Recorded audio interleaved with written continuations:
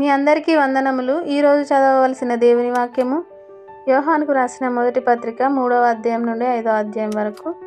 ఇందులో నుండి కొన్ని ప్రశ్నలు. మొదటి ప్రశ్న, ఆయన మన యందు నిలిచి ఉన్నాడని ఎలా తెలుసుకొనుచున్నాము?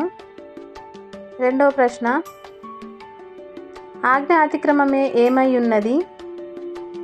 మూడవ ప్రశ్న, ఆయన ఎట్టివాడై ఉన్నాడో మనము కూడా ఎక్కడ అట్టివారమై ఉన్నాము?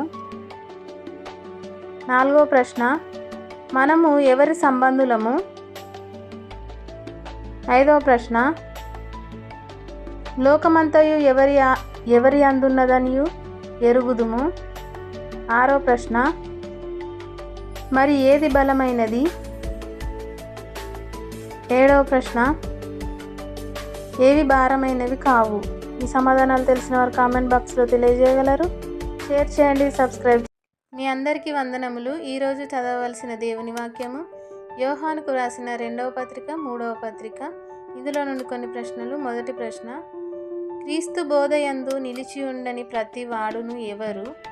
రెండవ ప్రశ్న, మనం ఆయన ఆజ్ఞల ప్రకారము నడుచుటయే ఏమై ఉన్నది? మూడవ ప్రశ్న, సత్యమును బట్టి వారు ఎలా ప్రేమించుచున్నారు? నాలుగవ ప్రశ్న, నీకు ఏమి కలుగునుగాక? ఐదవ ప్రశ్న, ప్రియుడా ఏ కార్యమును గాక ఏ కార్యమును అనుసరించి నడుచుకొనుము? ఆరవ ప్రశ్న, వారు ఎవరి నిమిత్తము బయలుదేరిరి? ఏడవ ప్రశ్న,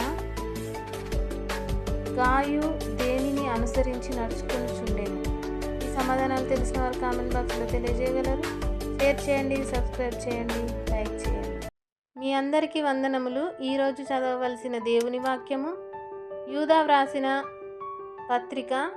ఇందులో నుండి కొన్ని ప్రశ్నలు. మొదటి ప్రశ్న, తన మహిమ ఎదుట ఆనందముతో ఆయన మిమ్మును ఎలా నిలువబెట్టును? రెండవ ప్రశ్న, ఎక్కడ నిలుచున్నట్లు కాచుకొని యుండుడి? మూడవ ప్రశ్న, అంత్యకాలమునందు తన భక్తిహీనమైన దురాశల చొప్పున నడుచు ఎవరు ఉందురు? నాలుగవ ప్రశ్న, ప్రభువు ఎలా వచ్చెను? ఐదవ ప్రశ్న, వారు ఎవరు నడిచిన మార్గంన నడిచిరి? ఆరవ ప్రశ్న, మహాదినము జరుగు తీర్పు వరకు వాటిని ఆయన ఎక్కడ బంధించి భద్రము చేసెను? ఏడవ ప్రశ్న, ఒక్కసారే ఈ బోధ ఎవరికి అప్పగింపబడెను?